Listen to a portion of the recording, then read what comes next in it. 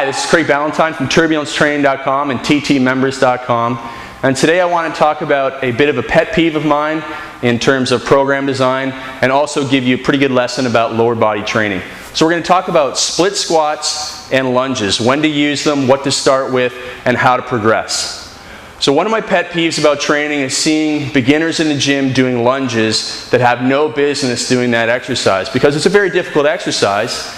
It requires a lot of coordination, it requires lower body strength, and most beginners and overweight individuals don't have that. And plus they also have knee problems. So when you put somebody into that lunge exercise, doing it with poor form, then that can really cause some problems. So I really get irritated when I see trainers taking beginners through a lunging exercise, especially if they give them dumbbells to hold before they can even do the exercise properly.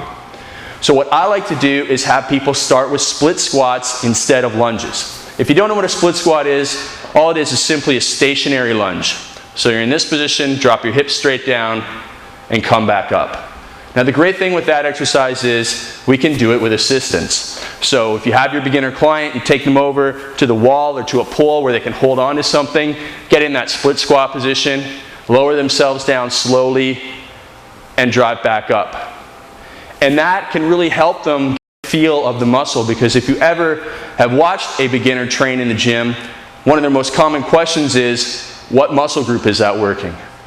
And if you can't get them to do the exercise properly to feel that muscle group, then you've got to take them back to basics. So that's what I like. Do the split squat first, progress from having some balance help into just doing it with body weight only. Then you can maybe give them dumbbells or have them hold a medicine ball.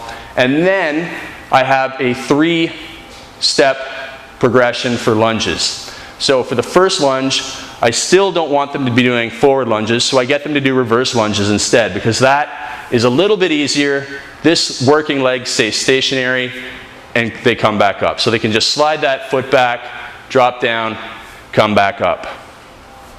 Then we move on to the forward lunge. So step out, get a nice plant, then drop their hips straight down and push back up to the start position. So from the side, we see they step out a little bit more than a normal step, and then from there, the key is to have the client just drop the hips straight down. Because a common mistake is step out, keep going, they lose their balance, and they can overload the knee. I'm not going to say that you can't let the knee go past the toe. Your knee's not going to explode if that happens. But if you have knee problems, you don't want to overload the joint. The further you go out with that knee, the more stress gets overloaded on the knee. That's the bottom line there. It doesn't matter if it's slightly past your toe. It's just a matter of progression.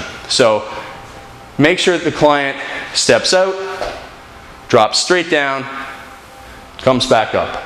That's what we're looking for as we progress through that lunge. And then we can move on into diagonal lunges. So client steps out, about 45 degrees, keeps that toe relatively forward, drops down, get a little stretch through here, drive back up. Just like that, nice athletic movement.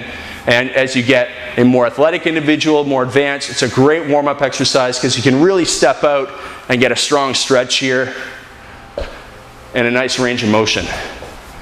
So that's my split squat to lunge progression.